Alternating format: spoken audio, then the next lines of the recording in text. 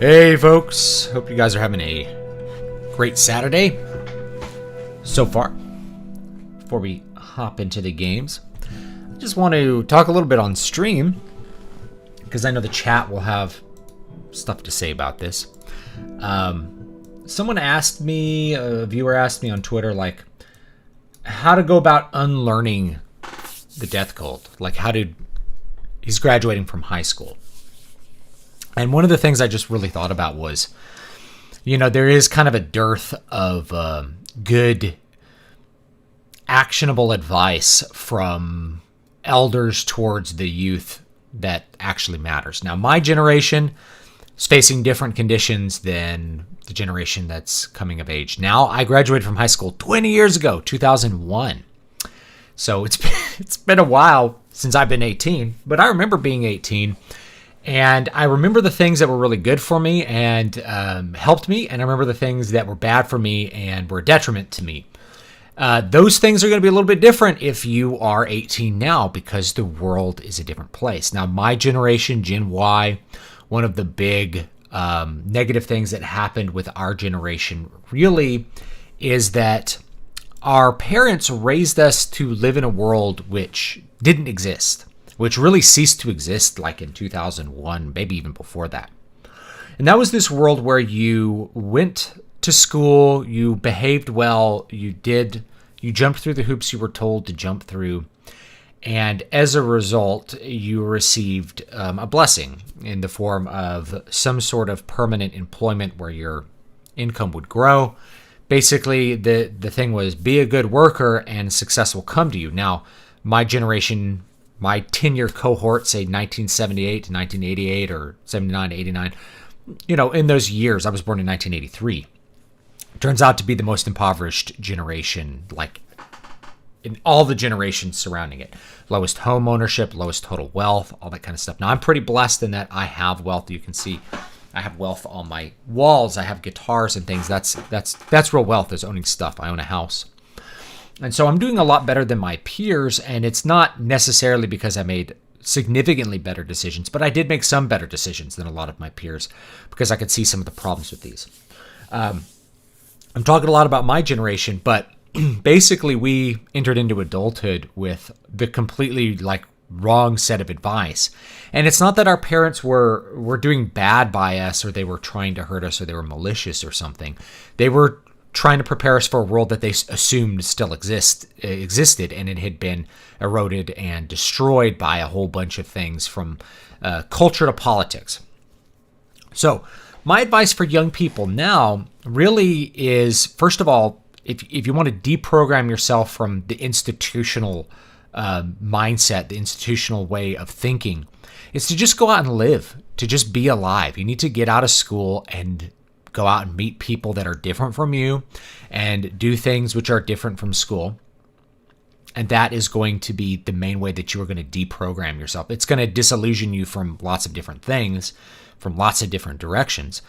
Because the real world is not school, and the real world is not social media either. These things are kind of illusory fronts that we have people call a parasocial relationship. That's really has to do with fictional characters. But we have we think that that's a layer of reality, but it's not very indicative of what the real world is like. So if you are young, you have so many advantages. And the biggest advantage you have is time. That is to say, your time is worthless. Whereas my time is very valuable. And that's because I have lots of things which have a claim upon my time. I have a family. I have children. I have a career. I have businesses. All those things demand my time.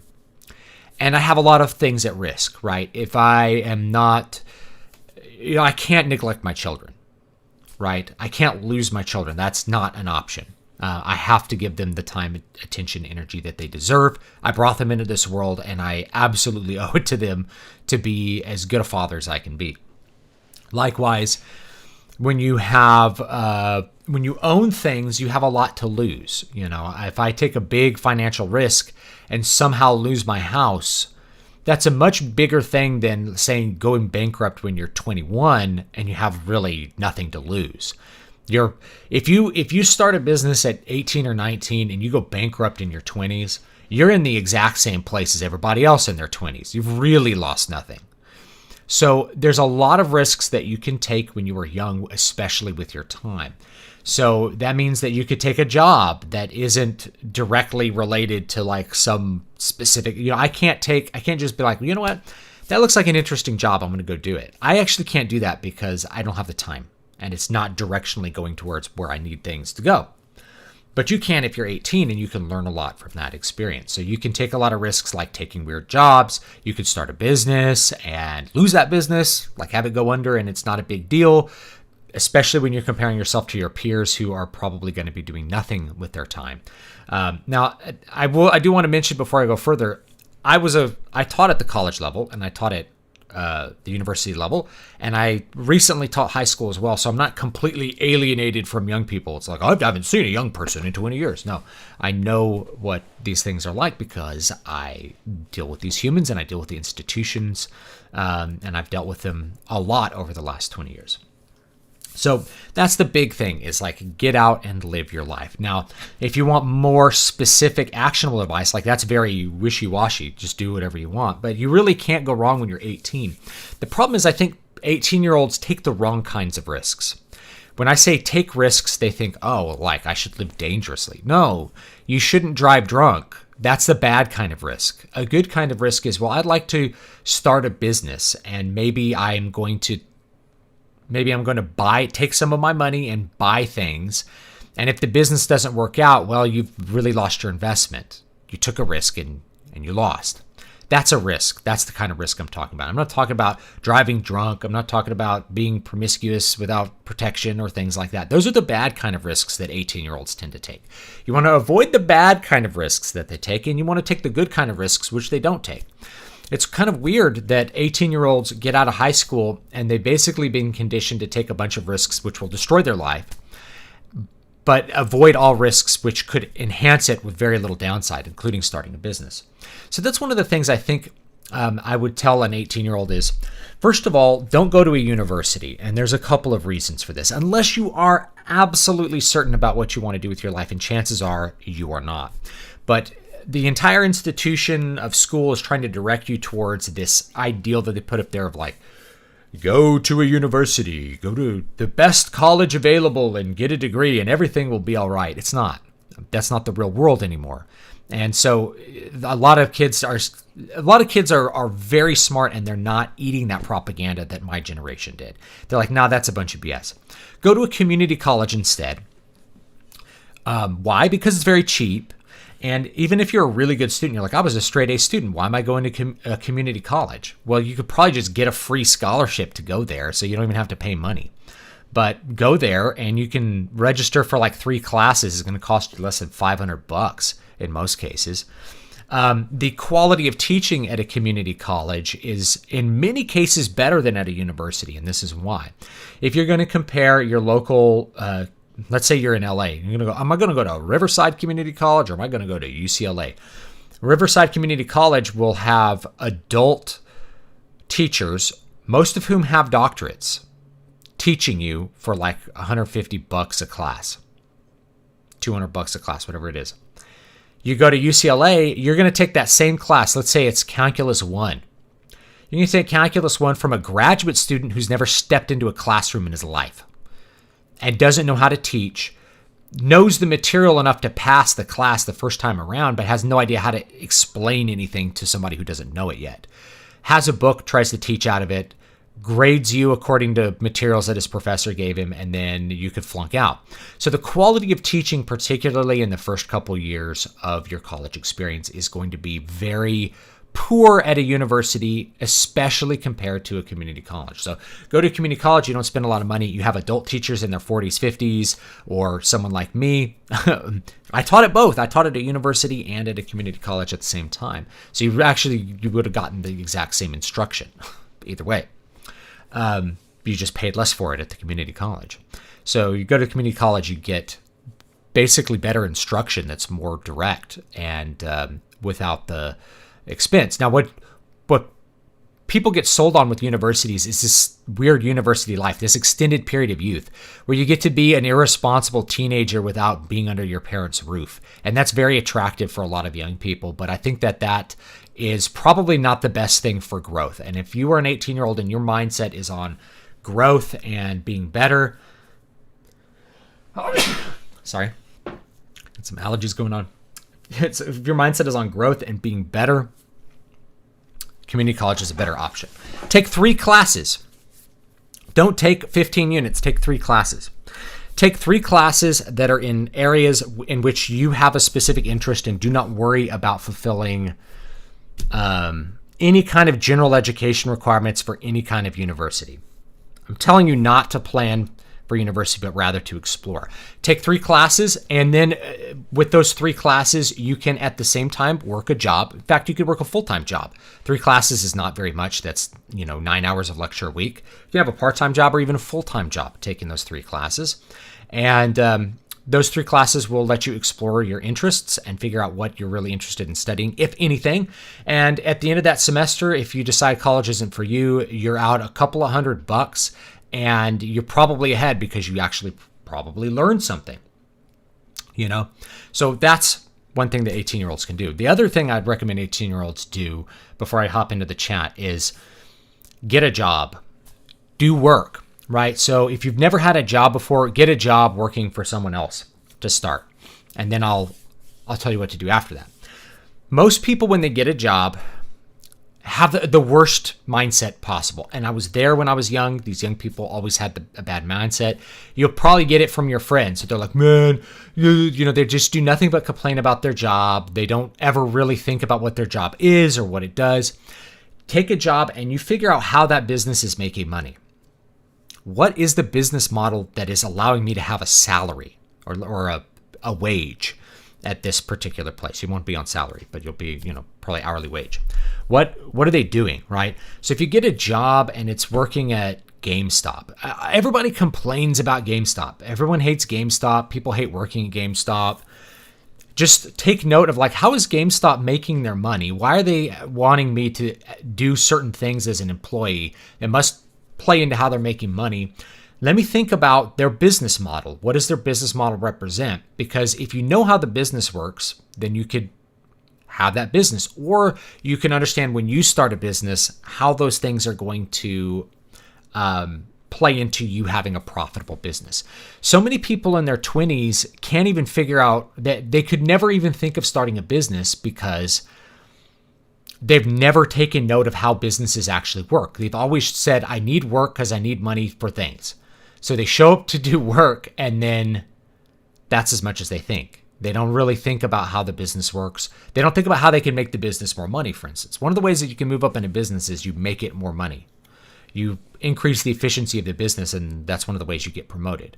And if you have that mindset, employers really take note of oh, this kid figured out how to do this better. He asked me, can we change the way this did because it's more efficient? Take note of that. When you ask for a promotion, boom, he's going to get that promotion.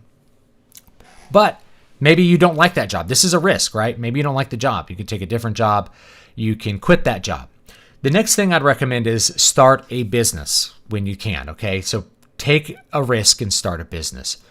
Get skin in the game, right? Skin in the game as far as economically. And when you're young, there's really no downside. If you completely fail, you're not going to be that much worse off than somebody else who's 22. The only way you'll be worse off than someone else who's 22 if you have a failed business is if somehow they did exactly what you did, but their business was successful.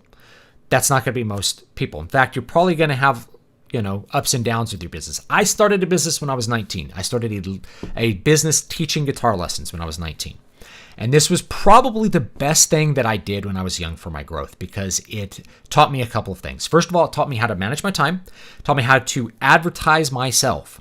It taught me how to have a relationship with customers and figure out what their needs are and to meet their needs rather than to impress. And especially because I come from a classical guitar background, you want to impress upon people. This is the way you should do it. But I really learned, hey, people have different needs and maybe I'll figure out how to meet their goals and things like that. And over a couple of years now, I was really bad at the business when I started as because I was completely unprepared to have a business and I had no mindset for business. But within a couple of years, by the time I was 21, I could pay the rent teaching lessons. And then I was also gigging like 3-4 nights a week by the time I was 22, 23. So I was making pretty decent money having no regular wage job in my 20s.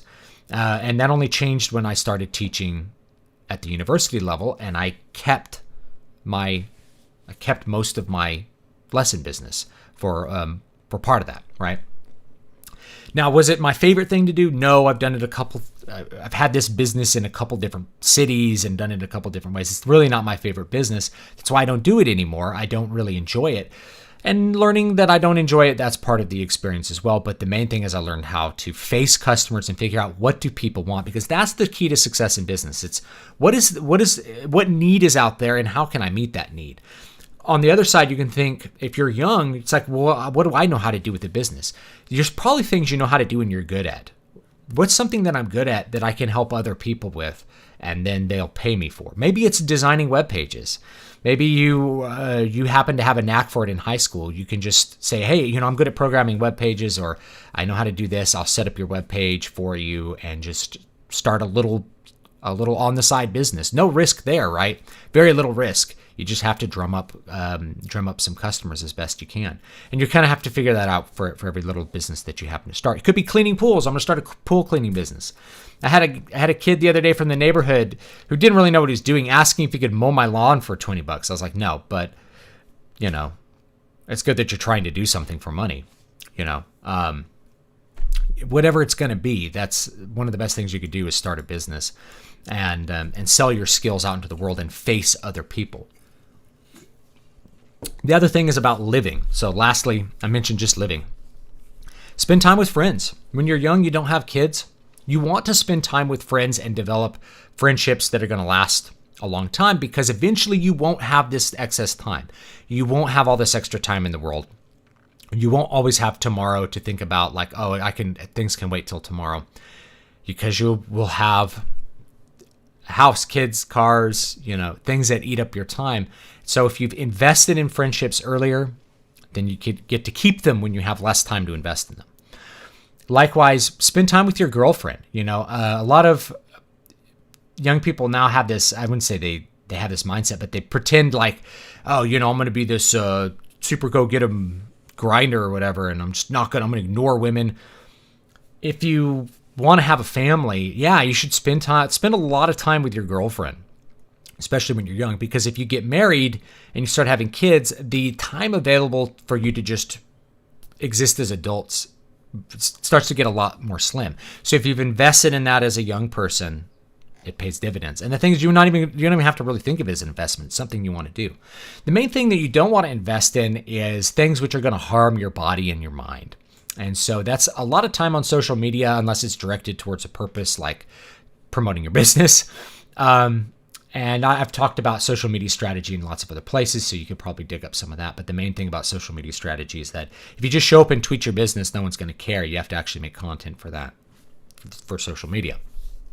But yeah, don't spend a bunch of time drinking or doing things like, you can have some drinks with your friends. It's not a big deal. But like if you decide to spend all your time drinking or partying or playing an MMO or something like that, you're going to regret losing that time.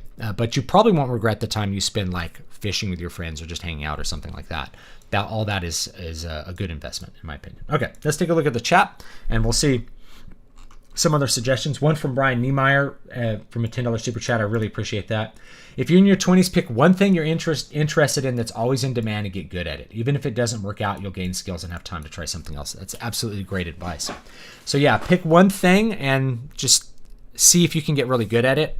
To be good at things, it takes a time investment. And so when you're young, you have that time available to invest. If you want to learn a foreign language, you can. If you want to get good at writing, you just have to show up to your computer and write every day and read some books, and eventually you'll be a good writer. If you want to be a good musician, you can just show up and practice every single day, and eventually you'll get good enough to be able to do it. And I made money at it, so I guess other people can too. You just have to develop the skills. So, and if it's not good and you decide to abandon, I didn't keep my lesson teaching business because eventually I figured out I didn't like the business and I didn't want to do it. I'd rather do something else. Same thing with performance. Is that eventually performance became such a grind, I couldn't stand it. I had to do something else. Let's see what other stuff. I'm 22 and this is the kind of advice I need. What are your thoughts on going on a trip at my age? Depends what kind of trip you want to go on. I had friends at that age that would go to Europe and party all through Europe. That's an experience. It's an experience you can have.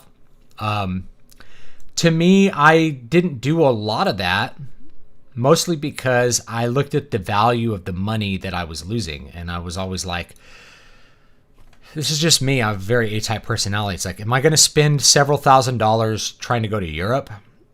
Or am I going to buy new equipment for my music business? I'd rather buy the equipment. In fact, I did do that. That's why I have so much crap on the walls. So I invested it in things that I was going to use it in my business rather than seek the pleasure of my senses. But eventually it's going to be harder to go on that trip. Like if I wanted to go on a trip, if we want to go to Europe or something, it's more expensive now because I got to bring me, my wife, my children. I got to go take 4 people. I have to accommodate 4 people. I have to deal with children doing that. My children really are too young to go to Europe, so we're not going to go to Europe. So your opportunities to go on big trips start to diminish as you get older. So if it's something that doesn't have a lot of downsides and you feel like it has a lot of upsides, then it's an okay thing to do. But what you don't want to do is like take out a bunch of money to go on a trip. Like you don't want to go in debt. Debt is something that you really ought to avoid as best you can when you're young. This is one of those negative things that debt killed my generation. It killed my generation's ability to compete, to take risk, to have an enjoyable and sustainable, fun life. Debt is like an anchor. It's like an albatross around your neck. It's something that will weigh you down. It is so hard to take risks. It is so hard to have adventures.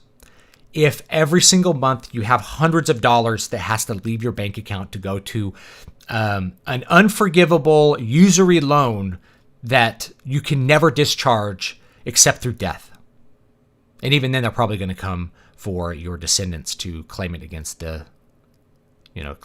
your estate or whatever. So yeah, student loans in particular are atrocious and you should avoid them like the plague. And if it's like, I need to take out student loans to go to Harvard, I'm saying this as an old man, but I'd be like, I don't really need to go to Harvard, right? Unless there's something so special about Harvard that you have to go there. Like, I'm going to be president. You're probably not going to be president. It's probably not, you can't be president because there's no elections. But, why do you need to take out that student loan? It's going to be such an albatross around your neck later on. You just won't be able to take any of the risks that you need to. Before I was married, I was able to take tons of risks. I moved to Las Vegas. I got a call for a job in Las Vegas. They're like, can you get here in 10 days? Yes, I can. I'll be there in 10 days. I'll be there in 6.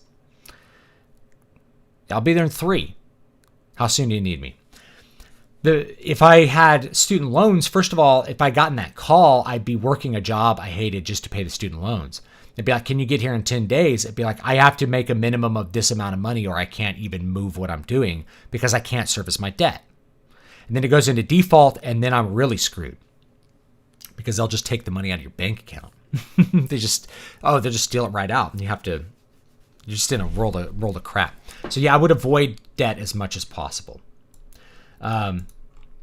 So that's the thing. Let me see if there's some more good advice here, because keep in mind it's going to be different for you than it was for me. I'm giving you the wealth of not just my experience, but also other young people that I think have been successful.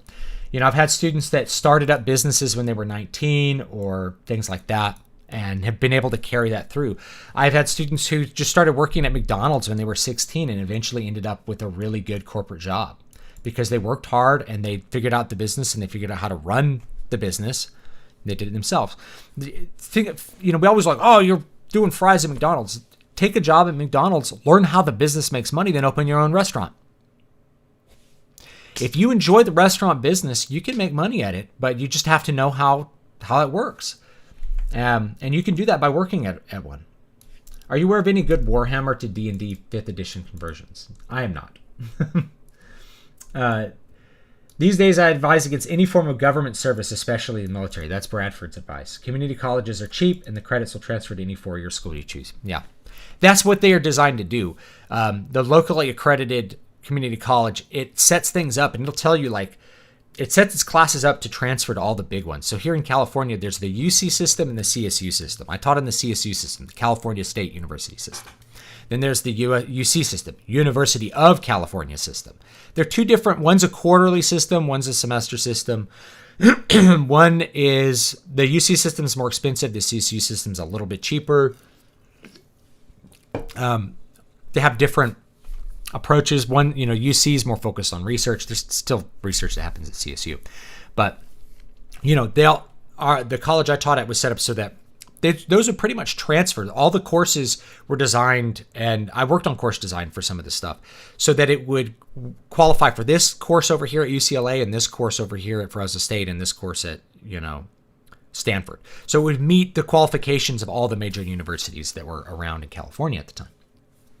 So it's a really good, and it's very low risk. You're just experimenting stuff. For most people, they're really allowed to consider trades these days. I agree. Now, you can get trade education at a community college as well. Take an apprenticeship, get certified, and learn how to do the books on the side so you can run your own operation. Caveat, the bosses may not appreciate your efforts to improve the business.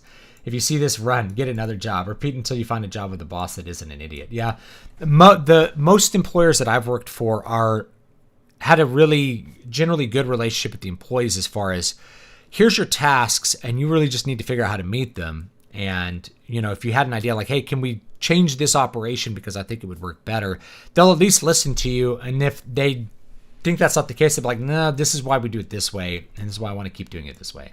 But they don't usually get upset.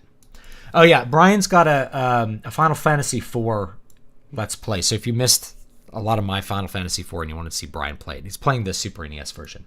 It's at 10 Central, Thursdays. Monday through Thursday. Let's see here. Thanks for the advice. I don't have many people to receive advice from, so I appreciate it. Well, that's the best that I can give. And keep in mind, it's all just advice.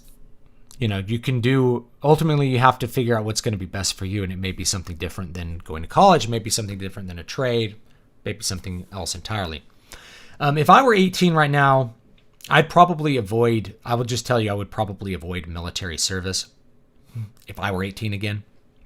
Now, when I was 18, I don't qualify for military service anyway, or I didn't at the time back in 2000 and 2001, because I have a chronically perforated eardrum. I can't go swimming. So that's like a non-qualifier for service. Same thing with being deaf in one ear.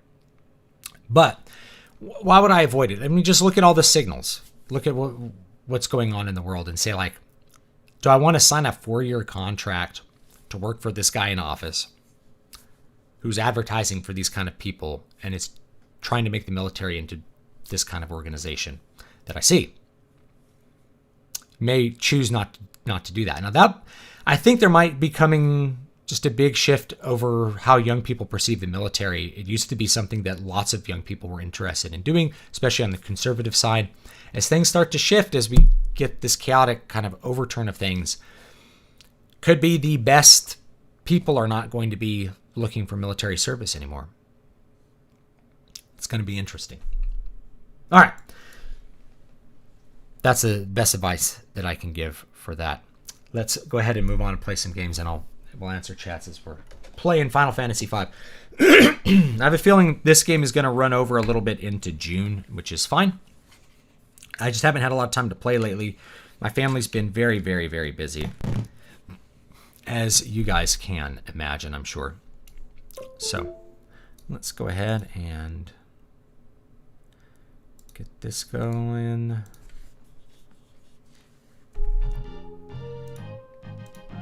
I always have to do like this weird little juggle to get the beta to show up.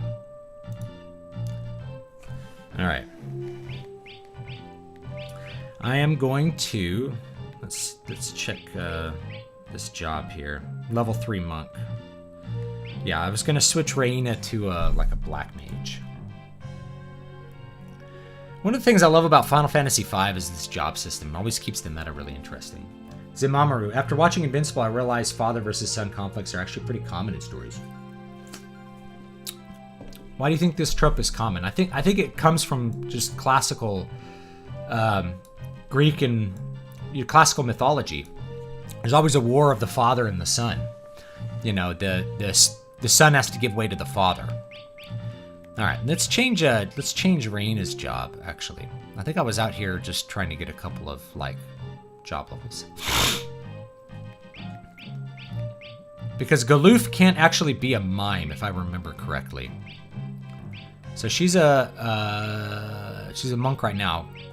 Because she has barehanded, let's either black mage. I think summoner is pretty good, or red mage. Let's do summoner. Let's see if I have any summons. I may have to buy some summons. And then for the second ability, we'll choose Bare Fist. And then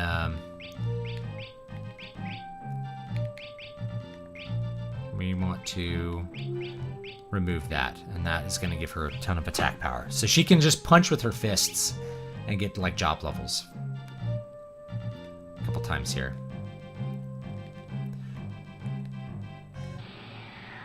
Most things in life seem to be a mess around you, so you might as well mess around doing something you actually care about. Yeah.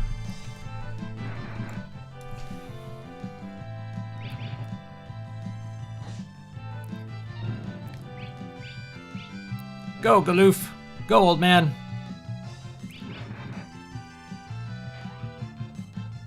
Bam.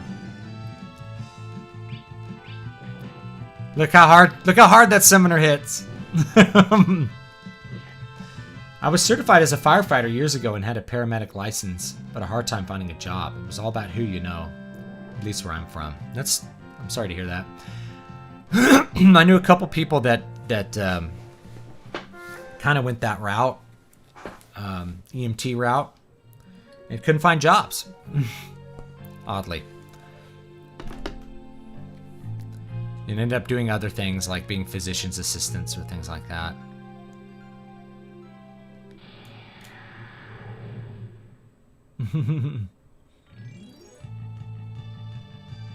First strike. I don't know if I could steal from the dog. I think I could steal tonics from them. I should really be doing that. Punch.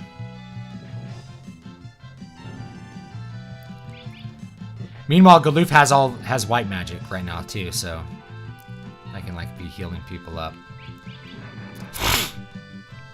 He's about to die. Stole tonic. White magic cure.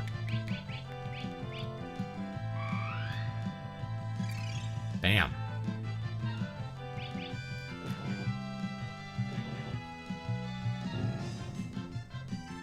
See if they have Dogecoin.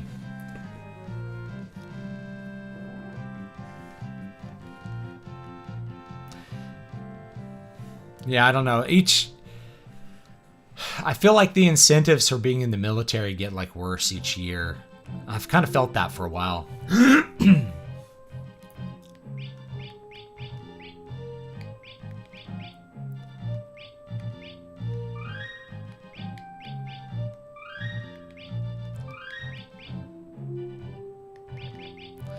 I'm gonna go stay at the inn real quick.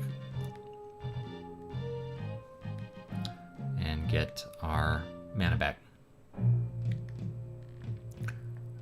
Everything's on fire. I think I can still stay at the end. Actually, let's check magic.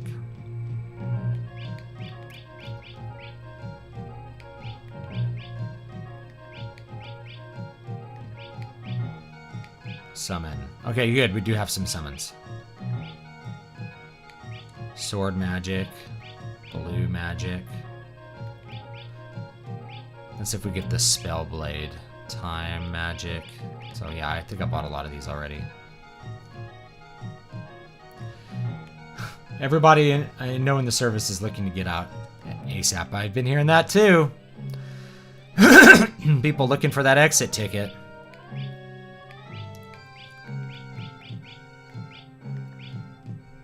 I'm not sure which ones I have here. Let me check. I don't know if I can buy them twice. We'll test it out real quick. I'll see if I can buy sleep again, and if I or fire, and if I can't, then I know.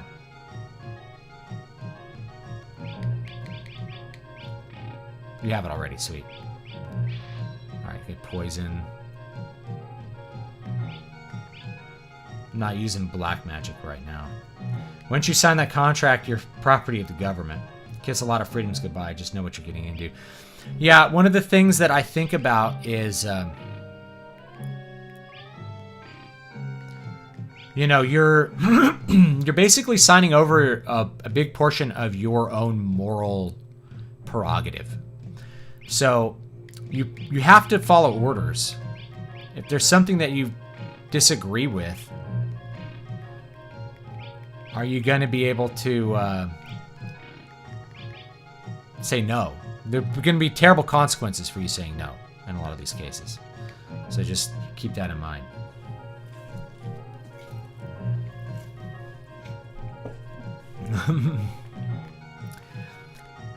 You know, and is an organization that's actively trying to recruit people who are, by any reasonable definition, mentally ill. What's your confidence level there? You know?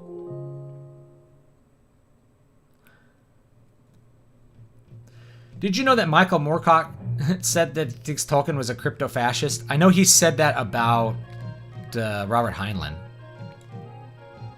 He called a lot of people fascists. He's like an old school dude as far as that stuff goes. Let's see what I've got here. Got some. Let's buy more of those. Eye drops. We'll buy one of those. I only have a couple of these sitting around. I think I have a lot of tonics. We'll buy a few more. We'll buy like 10 more. Because those are really good if you don't have mana. But I think this game has a lot more save points, so you can use tents a lot better. Might buy one tent. Yeah, let's buy 2 of those. That way we have enough. Seems pretty easy to be out of the military nowadays. Just be a Trump supporter and they'll show you the door.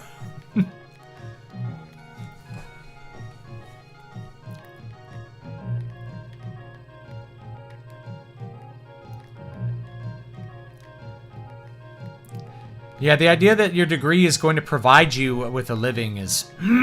that's kind of an old boomer mentality, and it's really... frankly, it's outdated.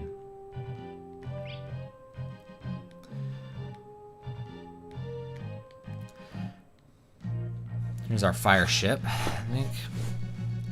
Here we go. Here's Sid. I've been waiting for you. Just as I suspected, the ship's engine is draining the crystal's power. The engine? Yes. If it's not stopped now, the crystal will explode. Will you do it?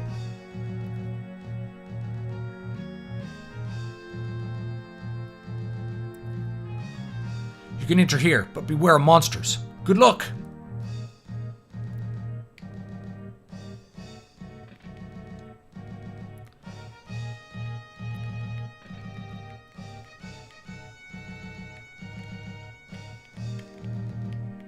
Map. Go down. Oh, is there any secret passages up there? I think I have secret on for the thief. Let me check that.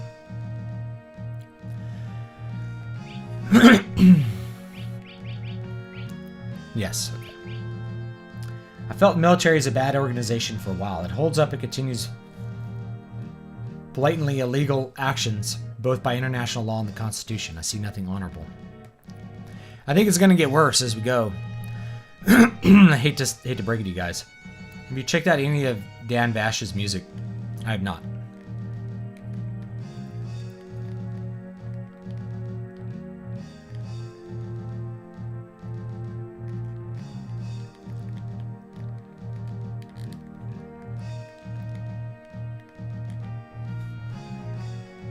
All right. So. Oh. Oh, wait. No. Give me the treasure. Mithril glove. Did I already get one? I think I bought a bunch of this stuff. Yeah. Ah, no. We don't want the ice rod.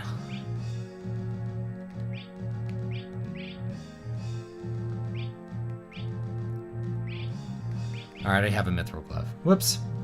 Sometimes that's like that. Being in the military is just like having a corporate job, only your boss can yell at you.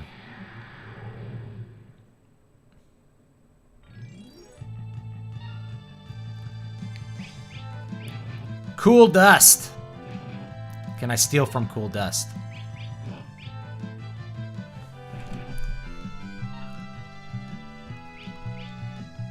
Stole a tonic.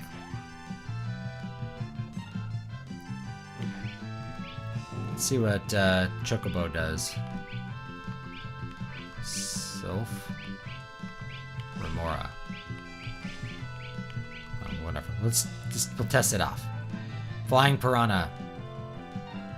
That didn't do anything.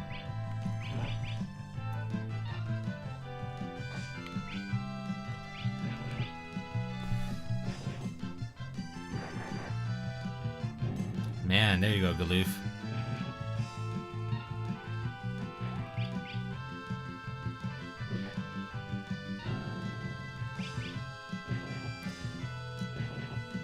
My mom is a boomer and keeps giving me the same boomer advice. She doesn't seem to understand just how bad the world has gotten and how out of date her advice is. That's just how it is.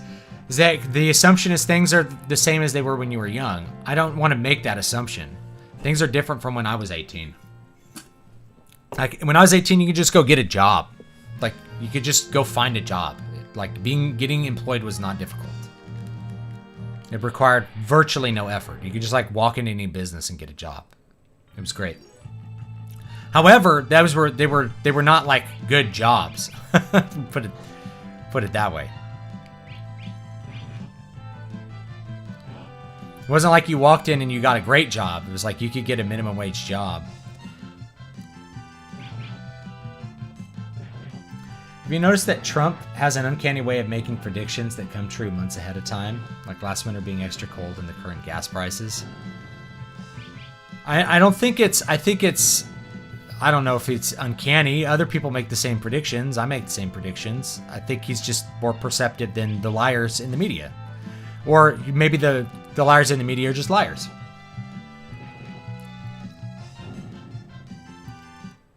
When your summon does nothing at all, that's Remora's. Your family mean well, but they're operating under a paradigm that only worked for a historically aberrant period of time. Yes. That their thing's the exception. It's like, well, you work hard and get a job, and then you'll get full pay, and you'll be okay. Not exactly.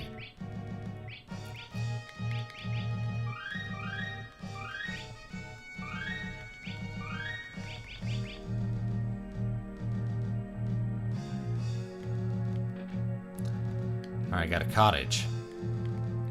Sweet, I guess.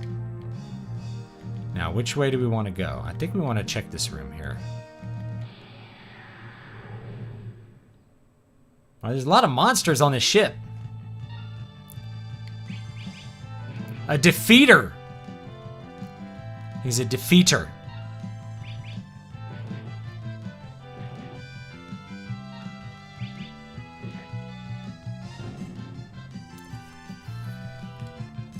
Whoa. Here comes some robots.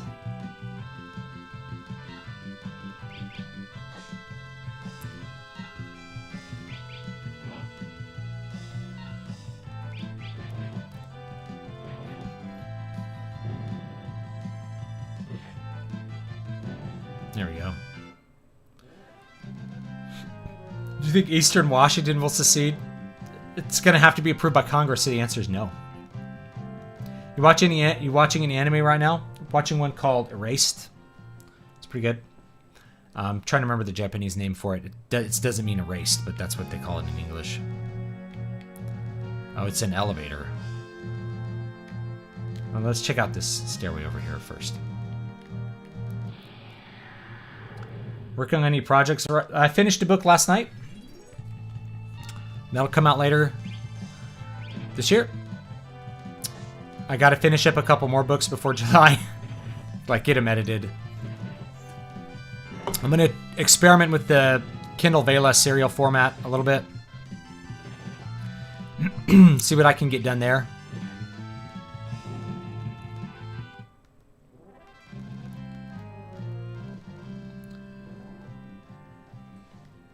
You know, Erased, it's one of these story setups that's like, you know, if you could go back in time, you know, it's an interesting fantasy in that sense. You know, if you could go back in time and fix what went wrong, you know, how would you do that? But they're actually pretty good at keeping the story tension there because he can't really remember. You know, he's constantly searching for, like, how can I fix this? Oh, look at this. This looks cool.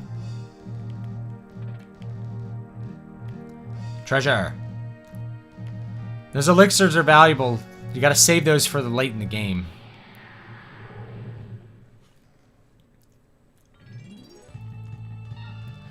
The main idea of Erased was he gets sent back in time to fix things randomly, but he doesn't always know what it is he needs to fix.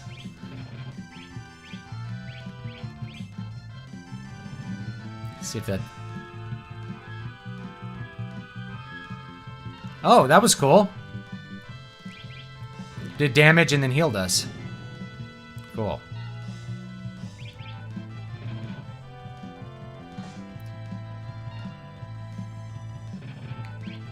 Got 3 enemies, we'll do kick. Do you have any way to buy signed copies of my books? You have to talk to me directly. It takes a long time, I'll just let you know. Because I have to order a copy of the book and then sign it, basically.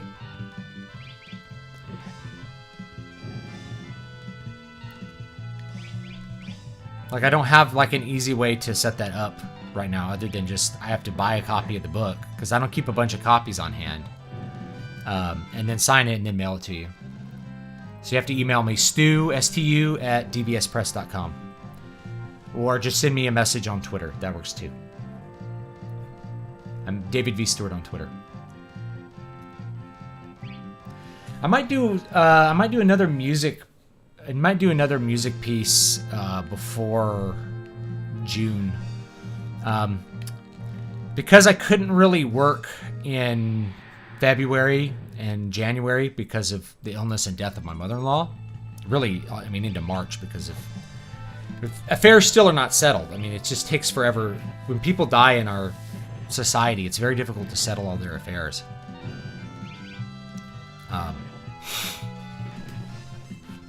I wasn't able to do what I wanted to musically in February.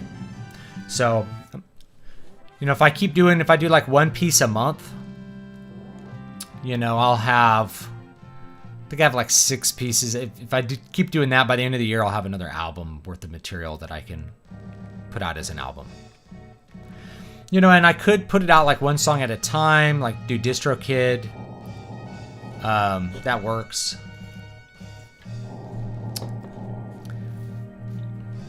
But I don't know if I get like the full value out of that service.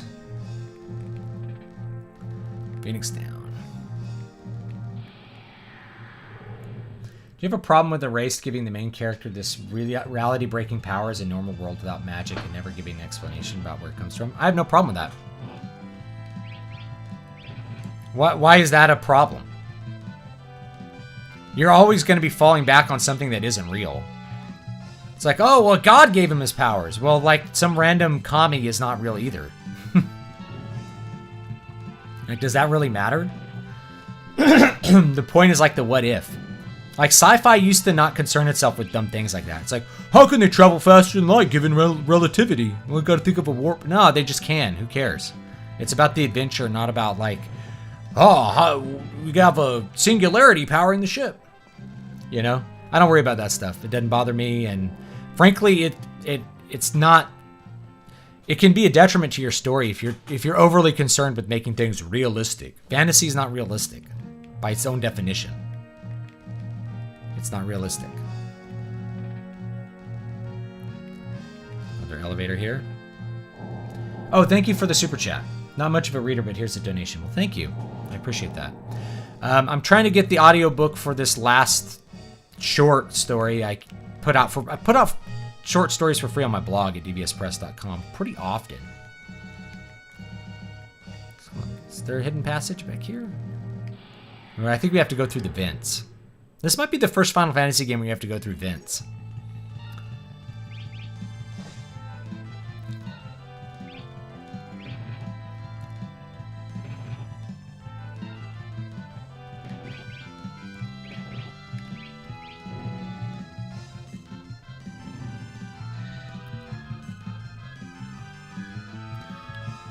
Yeah, that's a pretty good summon right there. Heals the party and does like 200 damage. That's good. It's extremely difficult for me to get a job. Even dollar stores and chain restaurants don't invite me in for interviews after receiving my application. Sometimes you have to tailor your application to what kind of job you're trying to get. They always tell you can't lie on your resume. You can leave stuff off. So this is something that a lot of people in my generation had to learn to do, is to not list their degrees because they wouldn't get a job.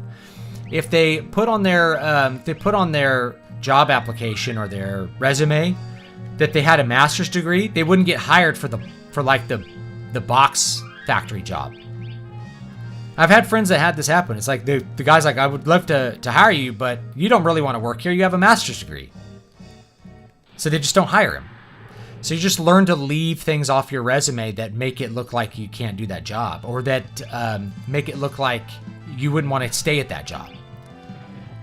You know, the people at the box factory may just really want to hire people who are high school educated, so you just leave your degrees off. And then after you have the job, you're like, oh yeah, I do have a master's degree in history. What? Why did you have to put this on your job application? Because you wouldn't hire me. Because I need a job. It's hard to find a job, though. Like, my sympathies are with you, because I happen to think it's not very easy to get a job. You know, I think for the boomer generation, it was like, yeah, you just go look around at businesses and eventually they'll just give you a job. It's like, it doesn't really work that way anymore. It's hard to find a job. You want to be a fry cook because it's the only job available now. How do I get that fry cook job? Well, you gotta pretend you're a high school dropout. Then you can have a better job than anyone else with your degree.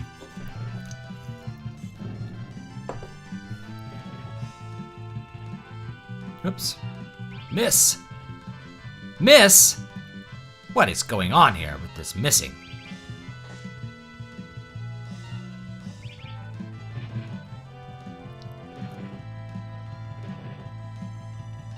There we go. Yeah, you need to look for a keyword on the company's website to include in your resume so the algorithm sees it and sends it to HR. That's actually a pretty good piece of advice. There's a lot of machine sorting that happens.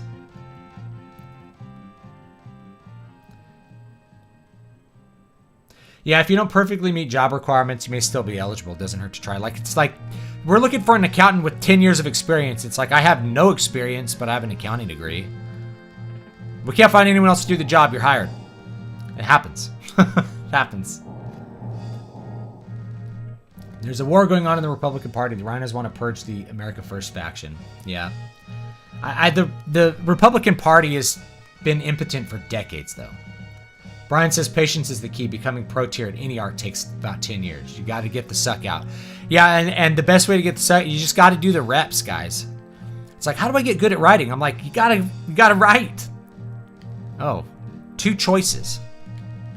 Two choices here, guys. Which one? Oh. Oh no!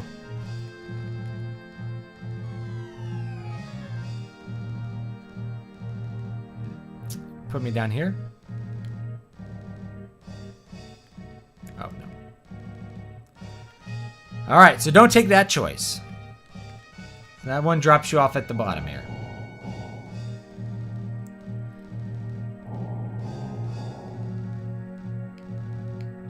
Yeah, getting your foot in the door for the interview is the hardest part sometimes.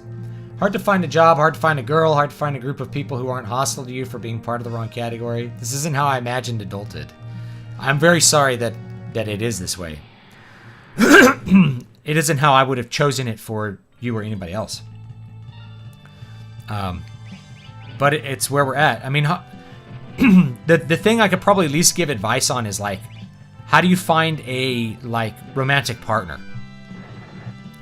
Because it's like the avenues for finding a romantic partner, not only are those different or missing compared to how they were, but they've been replaced by things which will actively inhibit it and lower the quality of people that you're trying to find, like reduce the dating pool. So, like, women would rely on maybe finding a boyfriend at work, and instead they're on Tinder. Well, what happens on Tinder? They basically ride the carousel, which makes them less desirable for the man they actually want, only they don't quite realize that that's what's going on.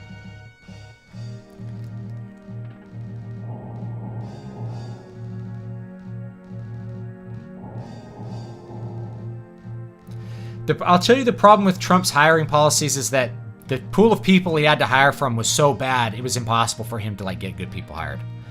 The Republican Party is so full of inept and wicked people that it's almost impossible to staff any political, any political position adequately.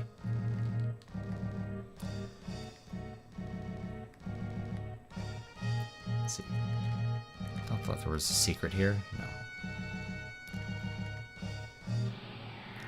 Monsters. Here's some advice that will improve most of you guys' prospects right now. Don't wait for gatekeepers to choose you. Choose yourself. Absolutely. Uh-oh.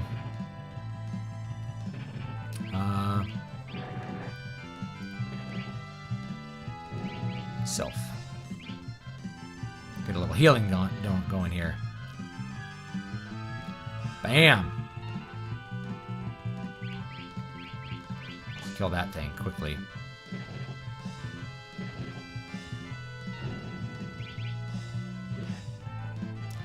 Man, that warrior hits hard right now. Make an inventory of all your skills and be honest.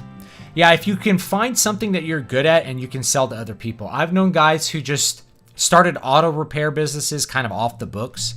They're like, oh, well, I know a lot about fixing cars, and more importantly, I know how to fix cars. In other words, I can get the manuals necessary to actually fix someone's car and just work on fixing cars out of their garage. California had been trying to crack down on it because it happens so much. There's so many guys that just will do repairs out of their garage. I think Oregon was trying to crack down on it too. Like, you couldn't do repairs on your own vehicles in your own garage. And it's a thing here in Modesto. I don't actually live in Modesto, but Modesto's close to me, and I lived in Modesto. Everybody was working on cars in their garage. We had a car culture. This is where American Graffiti was set in our town. And, basically the car culture in Modesto is big. Building and maintaining your own cars. So the idea that you couldn't do that in your own garage was like such a preposterous idea.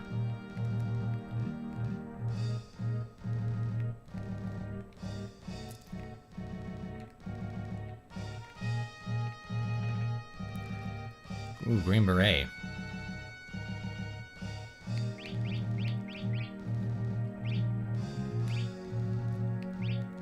There we go. People you work with can really make or break a job.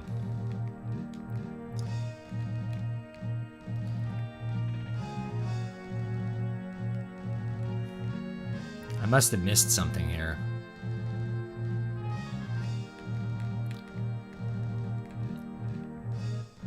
It's like a maze.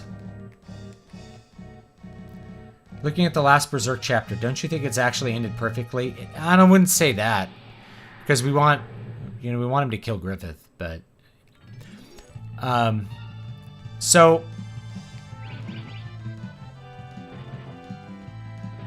You never know when your time's going to be up.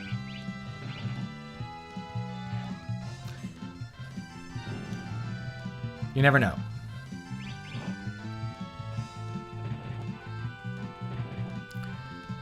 Some things are going to end up unfinished. Tolkien wrote about this in Leaf by Niggle. So if you've never read Leaf by Niggle, it's a great story to read. It's basically about Tolkien's procrastination, how he felt like he couldn't get things done, how he actually wasn't good at stuff. He's like, he could only make a good leaf, was the... How once you're dead, all the things that you thought were important and worked on get forgotten and destroyed by the people who come after you. Leaf by Niggle is like J.R.R. Tolkien, like almost predicting his own legacy. Is like eventually people are just going to see this one leaf he painted in a museum, and it's like, yeah, he could paint a good leaf. You know, that's all they remember about him. You know, his work is destroyed. He didn't care for his neighbors enough. He had to go to purgatory and be saved by Jesus, like be basically improved by Jesus.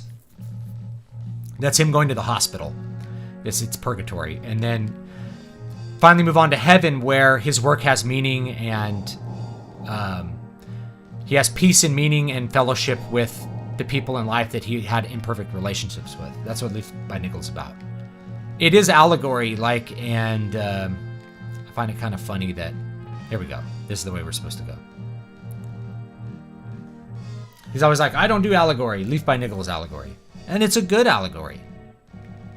All right, so that didn't take us where we wanted to go.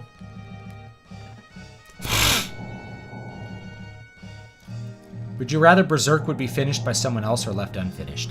You know, it doesn't matter. If you know, I'd probably say the good optionality is in, like, finishing it. Because then you can always be, if you don't like it, you'd be like, well, that's not, Miura didn't finish it. So, doesn't count.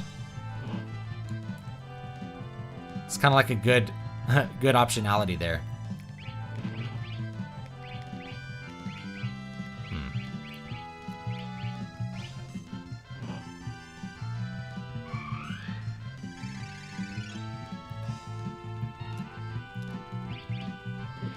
There we go. Get rid of that ghost. Oh, Rain is sapped, huh? Let's do Sylph on this guy.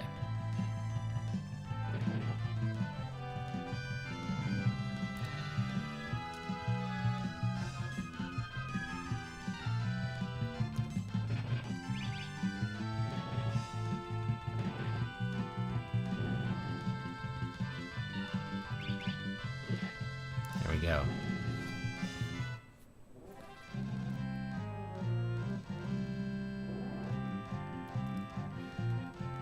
You know, I mean, that's the thing with George R. R. Martin, is I bet he told the showrunners this is how it ends, and then everyone hated it, and he's like, better come up with a better ending. I'm that's kind of what I would think about doing, personally. There we go. Thief's gloves. Sounds like something I could use here. On Ferris.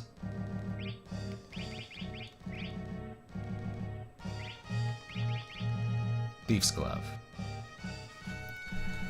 I wrote about a late Roman emperor who wanted to drain the swamp in Rome and was murdered after 3 to 4 years by the deep state. Yeah, oh yeah, that's pretty standard. There was there were multiple emperors murdered by the Praetorian Guard. You know, that happened.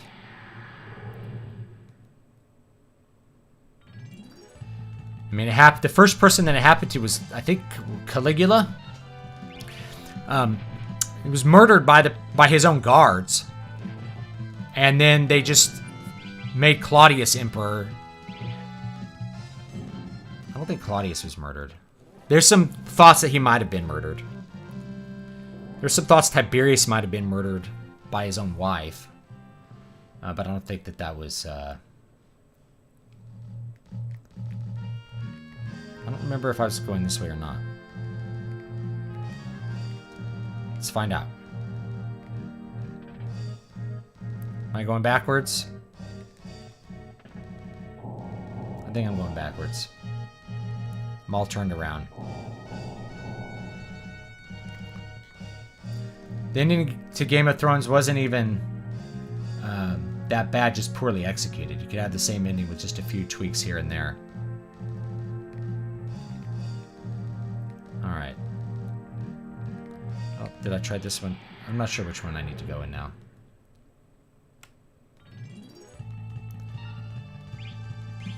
If you look at the number of emperors actually murdered, it's a lot.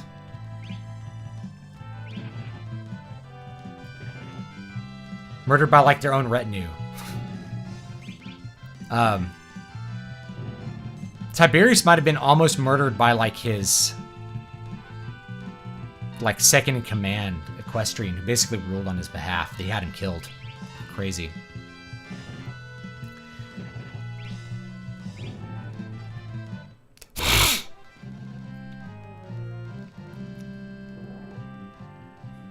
Rain is getting low.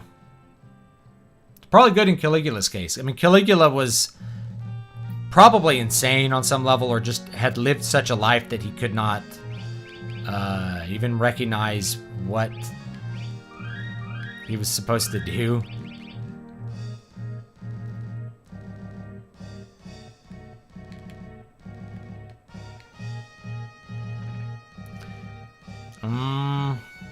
I think I did the wrong one again. Dang it. The Emperor has no clothes. I don't think this is the right way. This is the wrong way, right? I think I needed to go back to where I was. Yeah. Ah, such a maze, this ding level. Yeah, the Praetorian Guard was like the original Deep State. It was originally there to basically be the bodyguards of the Emperor, but they would routinely decide that someone was unfit to be Emperor and take him out and replace him with someone else. Do you have any thoughts on magic systems? I've done content on it. You can look it up. It's like fantasy does not excuse reality.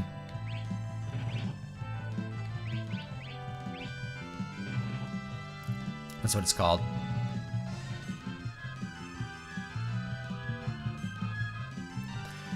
I'm not, nowadays in 2021, I'm not a big fan of like Sandersonian magic systems that are just, it's basically anti-fantasy. It's like trying to create a technical model with imaginary science.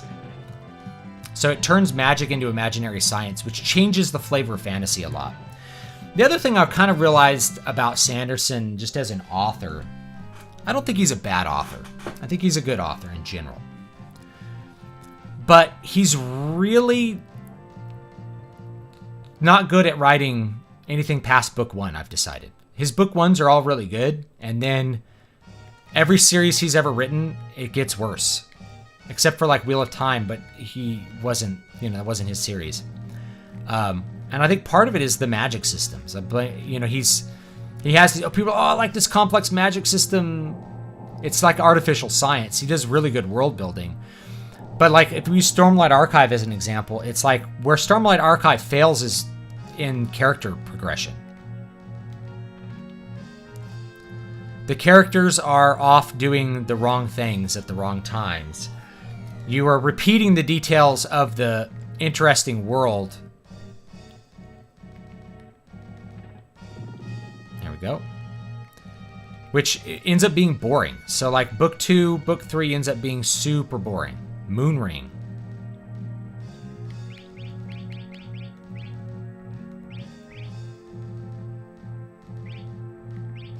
I think that's a ranged weapon too. So I think I can pull her back. It might work. Yeah, midichlorians in Star Wars had a similar effect. That's a really good example. Santa Claus. Heretic Slapper Supreme. Alright, where do I go from here? That's the real question. I'm not sure where I'm supposed to go. I might have to like get a map out because I'm like so turned around. The way they were teaching the war on terror to my little bro at school made me suspicious enough to go back over World War II history.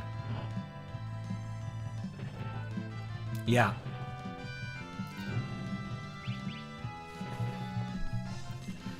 It's amazing how the most capriciously appointed position, often occupied by corrupt and petty individuals, became worthy of veneration similar to a deity. Yeah. Well, I mean, there's people who have like a religious, I don't know, like a religious feeling towards, what's his name? Fauci, the doctor who's telling you masks do nothing, then you have to wear 6 masks. You know? He's like has a clerical existence at this point. Do you think your complaint about science-like magic systems is more of a subjective complaint rather than an objective problem? Well, it changes the flavor of fantasy in a way that I'm not crazy about. You know? That's all. Oh, here we go. Here we go. We're going the right way. Let's use a tent. And save our game. I think the way that Sanderson executes it, it's good in the first book, and then it gets worse after that.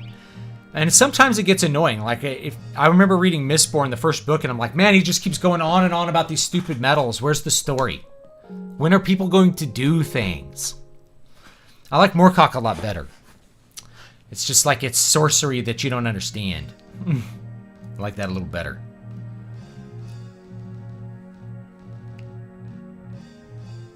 By this time next year, only the cultists will still be wearing masks. Some people will still be wearing masks. That's what's crazy. It's going to be like Michael Jackson. These are the same people that thought Michael Jackson was crazy for wearing a mask in public because he was afraid of getting sick and stuff. Supposedly. Might have been to hide, like, his injured nose from too many rhinoplasties. And a bad one. The apocalypse is going on right now. I better have my characters look for a random monster in a fortress. Yeah, he makes decrees like a priest. Yeah, it is a religion. Exactly. Once you wake up and start seeing it as a religious sentiment, it makes a lot more sense. A lot more sense.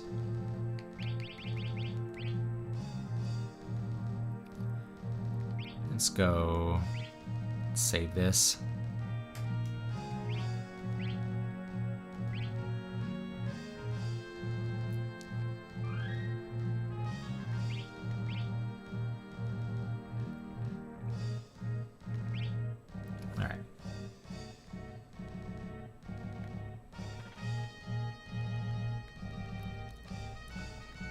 Here we go.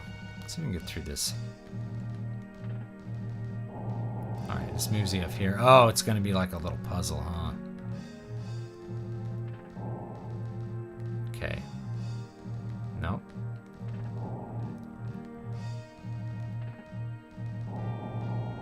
Alright, that didn't work. And we'll have to move it the other way and then go around to get the treasure. Alright. Throw that moon ring. Kick. Fight that ghost. Punch it. Smash that ghost. Warrior does a lot of damage with two-handed, let me tell you. Is magic gunpowder a good idea? Yeah. Have you read the Powder Mage trilogy? You can check that out. It's actually by one of Sanderson's students. It's a pretty good. It's a little slow.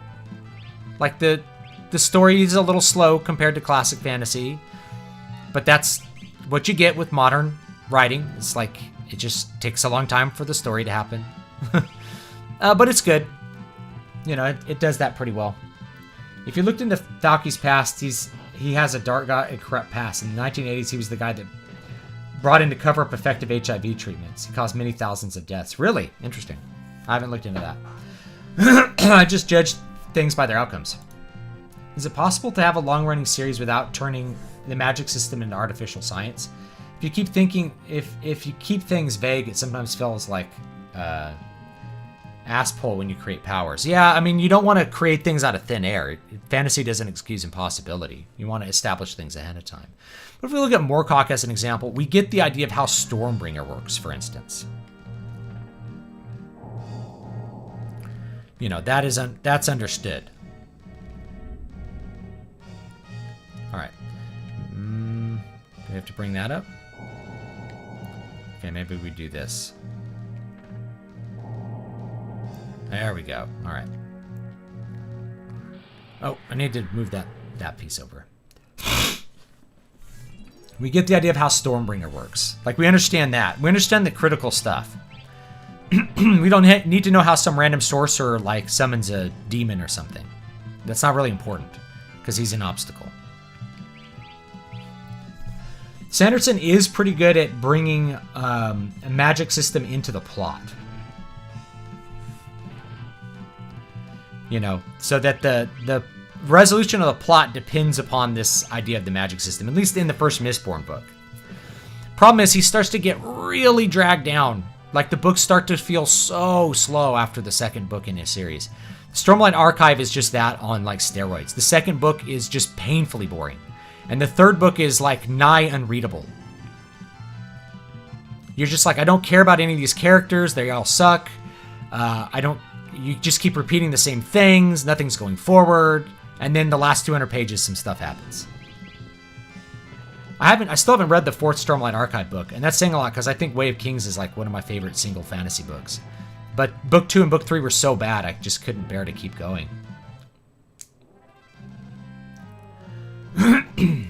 I'm not a fan of Doctor Who. I don't really like it. I watched like 2 episodes and I thought they were boring as hell, so I didn't watch it.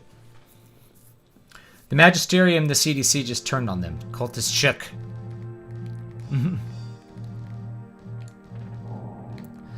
Yeah, luckily there's still some political incentive for some things, at least.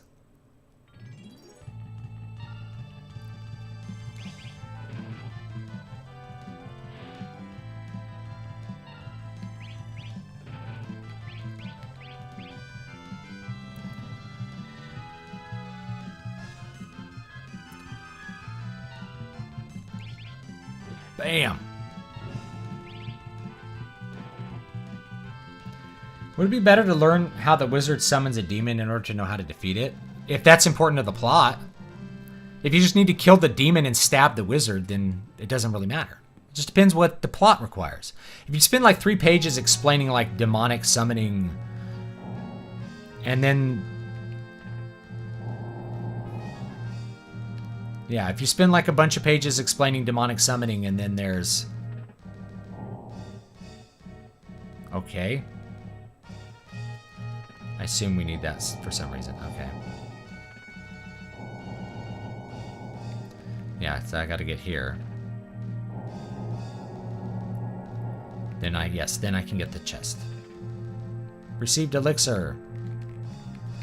That's my bonus there. Yeah, it just depends what the plot needs. The CDC called for lifting mask mandates last week. Yeah, I saw that. Man, I love that we have exactly the same opinions on Stormlight Archives. I can believe a bit in my ability to comprehend and analyze stories now. Yeah. I don't remember what episode of Doctor Who I watched. I don't remember. I just thought it was boring and dumb. Zero interest in it.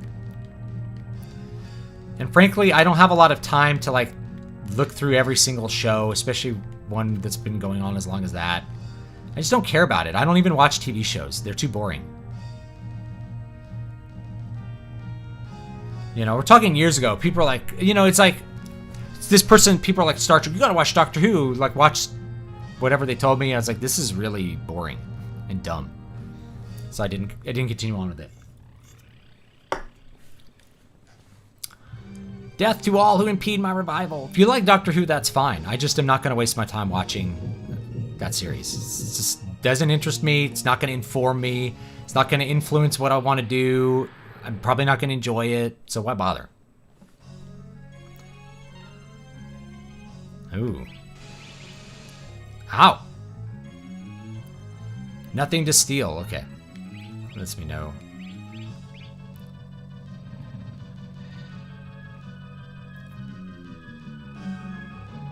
Go.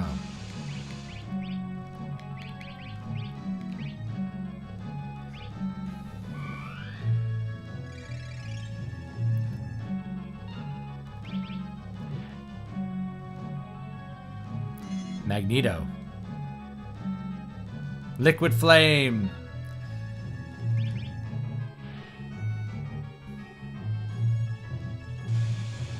Fire 2. Oh no. He's dead.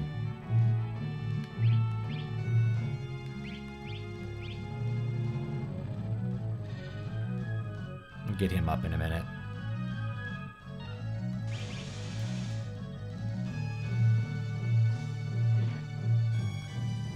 And warrior hits super hard.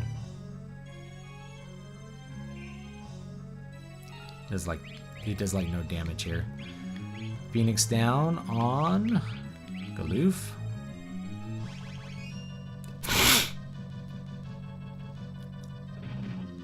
There's a little tiny bit of damage. We'll do Sylph again. I'm sure there's like a strategy to this boss, but I'm just probably gonna face roll it right now, if that's possible. Okay, so he's like immune to a bunch of stuff right now.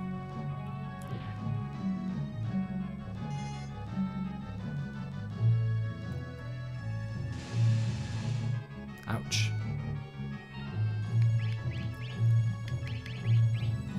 We gotta keep our guys healed up here.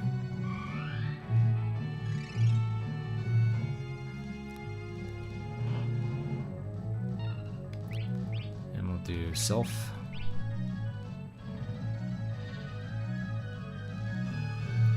Boom.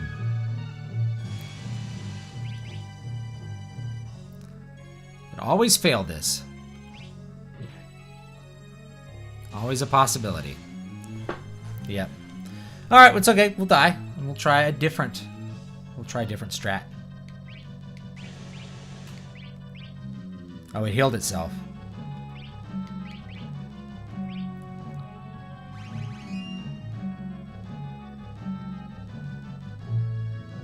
At least like the Phoenix Down gives you a tiny bit of health. That's Phoenix Down again.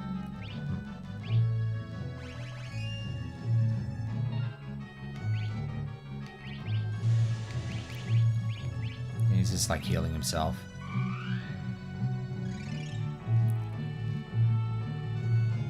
I gotta get him out of the whirlwind phase, I think.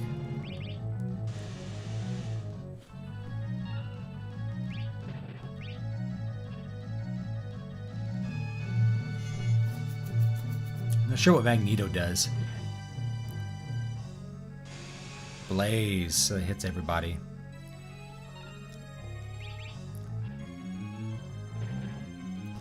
I think we get him out of the whirlwind phase, and then he can't heal himself.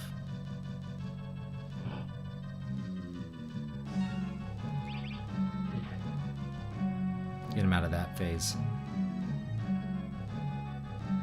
Yeah, he's out of MP now, so that's cool. Let's get my girl up here. Oh. And I think I'm out of Phoenix Downs. I should have brought more. Ah!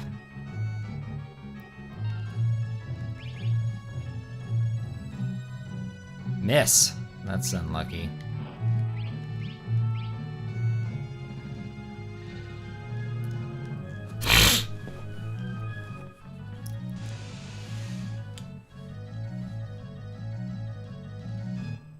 Ah, we died.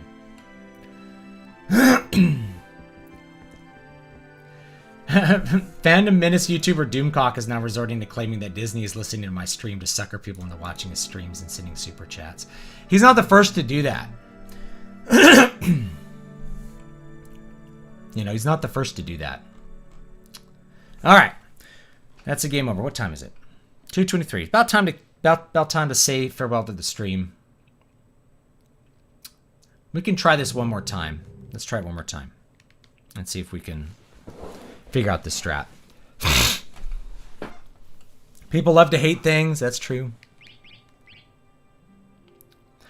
I don't know. To me, it's just very pathetic, like the Fandom Menace stuff. Like, at what point do you, like, wake up to reality? And they post, like, oh, Disney stock went down, like, a point.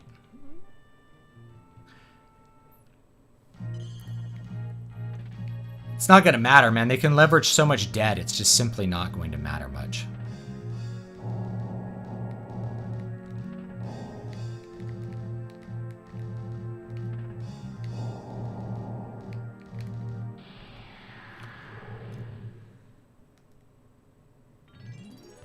Thank you guys for hanging out at the stream.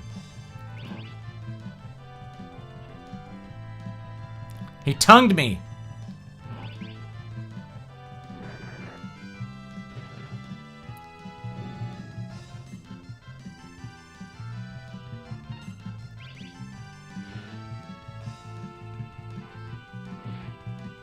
Ouch.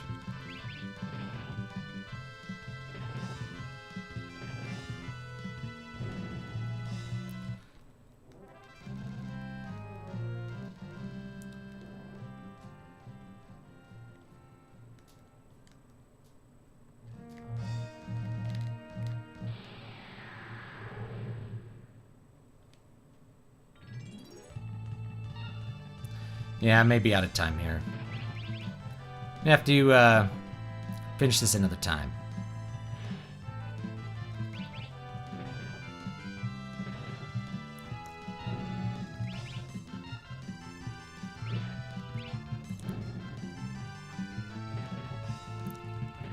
So I know that the boss is right here. I may just like just heal with tonics till we get there, and then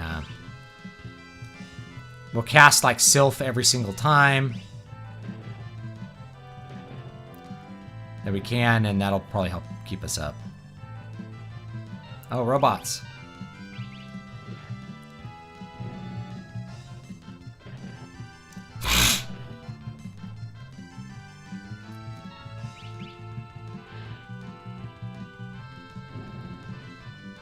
Yeah, Disney's already pushing critical race theory.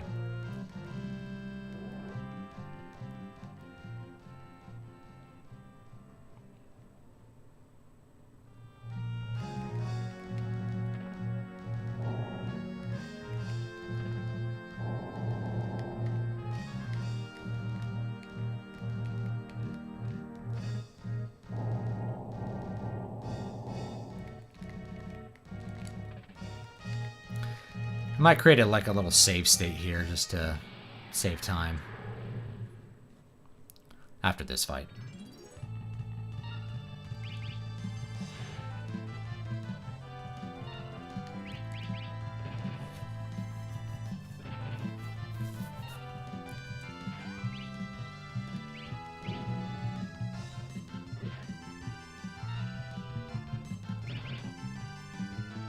I don't know why I attacked the back row, but whatever, I did. It's the thing I did.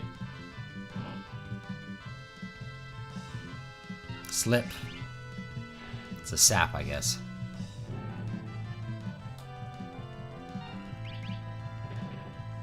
What do you think of some of the best storytellers, living or dead? There's so many. You know. Robert E. Howard's one of my favorites. Michael Moorcock is still alive and has written so many books. They're good. There's too many to... It's too many.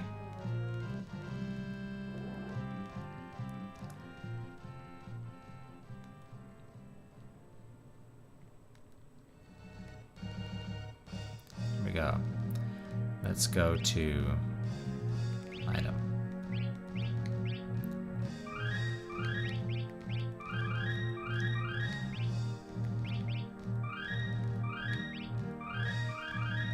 All right. Now let's create a save state.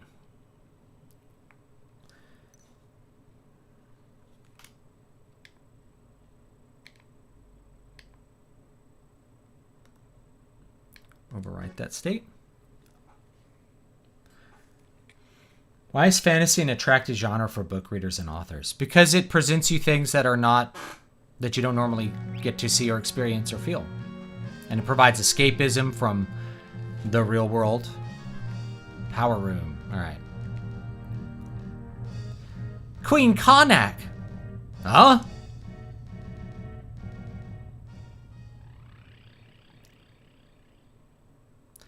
Death to all who impede my revival.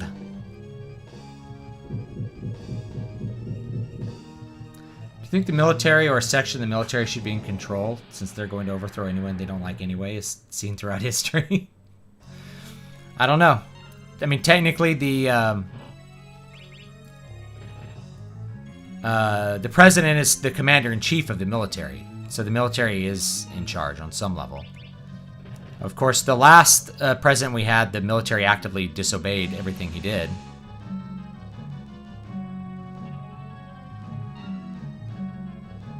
Here we go.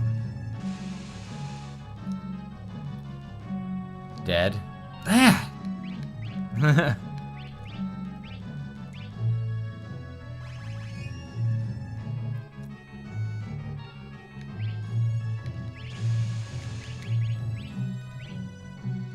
All right, yeah, all right. I gotta call the stream. Yeah, we're not like recovering from this, so that's just really unlucky right at the beginning to get like 2 of those things in a row with no way to counter it. I'm probably gonna. This is probably like a failed attempt. You know, we may need to like just have a black mage.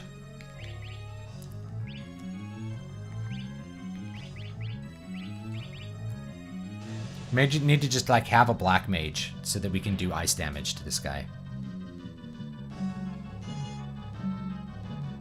Oh, the Magneto pulls you to the front row. I'm like, well, that doesn't even matter. Yeah, there. Okay, yeah. All right, guys, that's it.